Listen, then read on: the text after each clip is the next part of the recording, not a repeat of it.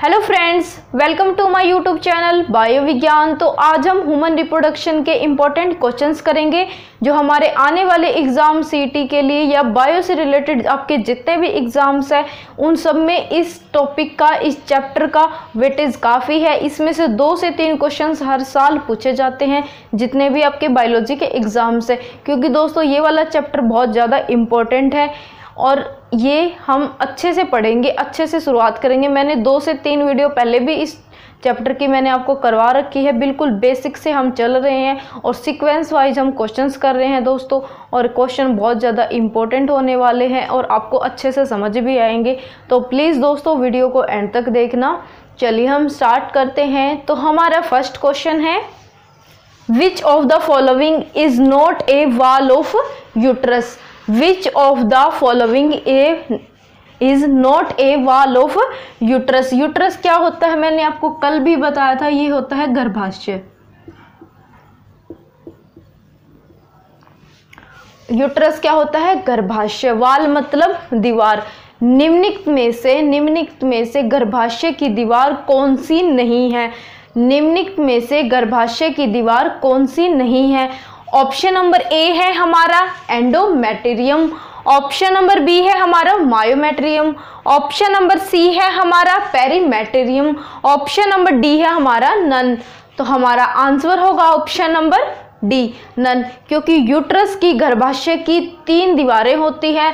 तो कौन कौन सी होती है? एंडोमेट्रियम भी होती है, मायोमेट्रियम भी होती है और पेरीमेट्रियम भी होती है। दोस्तों ये क्वेश्चन सीक्वेंस में भी आपसे पूछा जा सकता है, तो प्लीज़ इसको याद रखिए। देखिए इसी एक क्वेश्चन में से 2 क्वेश्चंस आपके बन रहे हैं। इसमें ये पूछा कि कौन सी दीवार नहीं होती, तो आपको ये पता होना चाहिए कि होती कौन कौन सी है। तो कौन कौन सी होती है?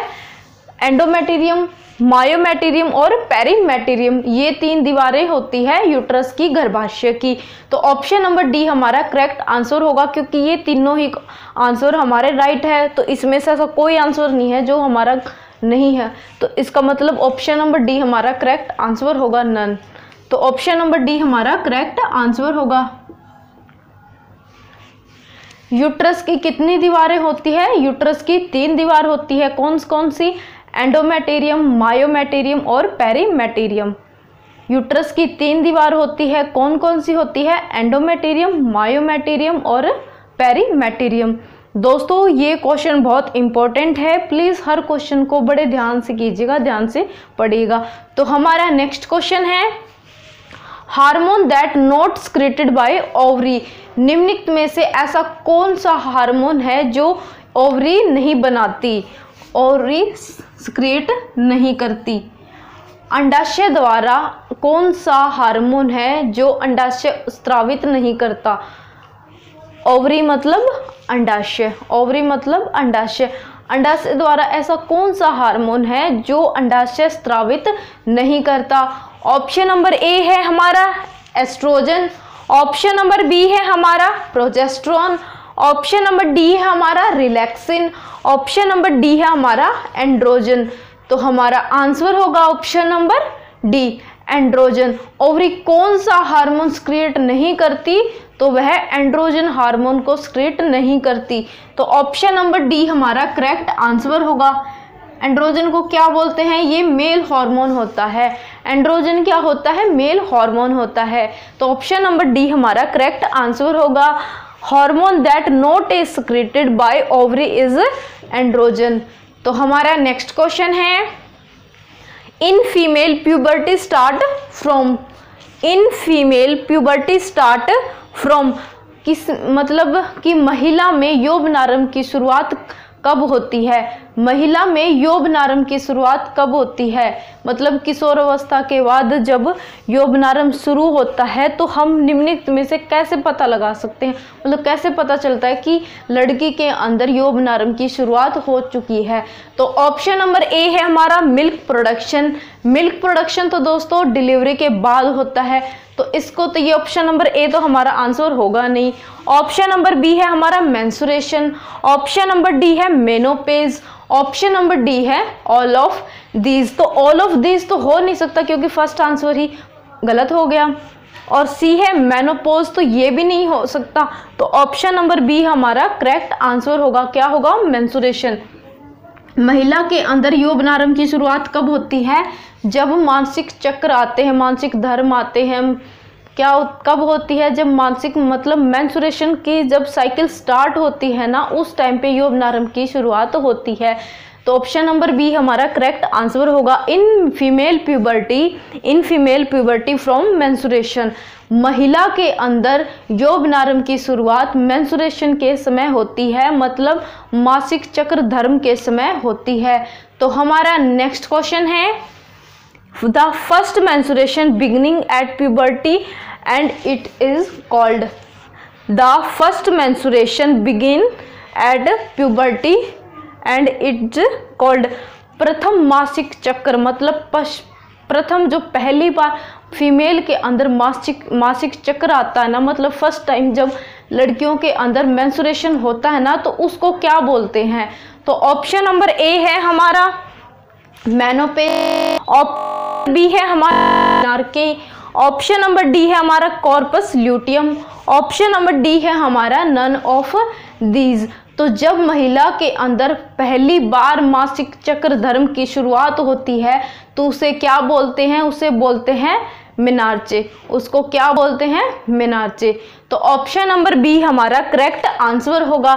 दोस्तों ये क्वेश्चन बहुत इंपॉर्टेंट है, तो प्लीज़ हर क्वेश्चंस को ध्यान से कीजिएगा। महिला के अंदर जब पहली बार मासिक चक्र धर्म की शुरुआत होती है, मतलब मेंस्ट्रुएशन की शुरुआत होती है, तो उसको क्या बोलते हैं? उसको बोलते हैं मेंस्ट्रुएशन। तो हमारा नेक्स्ट क्वेश्चन है, in human being menstruation cycle around 15 year of age that is termed. In human being menstruation cycle around 15 year of age that is termed. स्त्रियों में 50 वर्ष की आयु के बाद मासिक चक्र धर्म की शुरुआत समाप्त, मतलब मासिक चक्र धर्म होता है ना, वो समाप्त हो जाता है महिलाओं में 50 वर्ष की आयु के बाद। तो उसको क्या बोला जाता है? तो उसको हम क्या कहते हैं? ऑप्शन नंबर ए है हमारा मेनार्चे, ऑप्शन नंबर बी है हमारा प्यूबर्टी, ऑप्शन नंबर सी है हमारा मेनोपॉज, ऑप्शन नंबर डी है हमारा सनसेट फेज। तो हमारा आंसर होगा ऑप्शन नंबर सी मेनोपॉज। तो उसको क्या बोलेंगे हम? Option number C menopause. जब महिलाओं के मतलब जब लड़कियों के अंदर पहली बार मेंस्ट्रुएशन साइकिल आती है ना, मासिक चक्र धर्म की शुरुआत जब होती है, तो उसको क्या बोलते हैं? उसको बोलते हैं मेनार्चे। और जब 50 वर्ष की महिला हो जाती है, तो वो जब मेंस्ट्रुएशन साइकिल है, मासिक चक्र धर्म है, वो समाप्त हो जाता है, तो उसको क्या बोलते हैं हम? उसको बोलते हैं मेनोपॉज। उसको क्या बोलते हैं? मेनोपॉज। तो हमारा नेक्स्ट क्वेश्चन है, sex of baby is determined by the. Sex of baby is determined by the. शिशु का लिंग निर्धारण किसके द्वारा होता है? शिशु का लिंग निर्धारण किसके द्वारा होता है? ऑप्शन नंबर ए है हमारा मदर, ऑप्शन नंबर बी है हमारा फादर, ऑप्शन नंबर सी है हमारा ऑप्शन नंबर ए और B both, option number D है हमारा नन ऑफ दीज। तो हमारा आंसर होगा ऑप्शन नंबर बी फादर। तो शिशु का जब लिंग निर्धारण होता है तो किसके द्वारा होता है? तो फादर के द्वारा होता है, क्योंकि फादर के अंदर होते हैं XY क्रोमोसोम और मदर के अंदर होते हैं XX क्रोमोसोम। तो X क्रोमोसोम तो दोनों के अंदर सेम होते हैं, तो मदर तो X ही क्रोमोसोम को देगी और फादर X को भी दे सकता है और Y को भी दे सकता है। आपने बहुत जगह ऐसा देखा होगा कि एक लड़की को, एक महिला को ये कहा जाता है कि उसके सिर्फ लड़कियां हो रही है। आज भी हमारे समाज में ऐसी नेगेटिविटी है, तो उस रिस्पॉन्सिबल मानते हैं सिर्फ लड़की को, यानी कि मदर को, कि इसके सिर्फ लड़कियां हो रही है। और पहले के ज़माने में तो ऐसा भी होता था कि जेंट्स की फिर से शादी कर दी जाती थी सिर्फ इसी के लिए, ताकि उनको लड़का चाहिए होता था। लेकिन देखा जाए तो लड़की का तो कोई भी दोष नहीं है, क्योंकि वो तो XX क्रोमोसोम होते हैं उसके पास तो, और फादर के पास तो दोनों होते हैं। तो रिस्पॉन्सिबल यानी कि मतलब लिंग का निर्धारण किस शिशु का, तो लिंग का निर्धारण तो सिर्फ फादर कर सकता है। तो ऑप्शन नंबर बी हमारा करेक्ट आंसर होगा।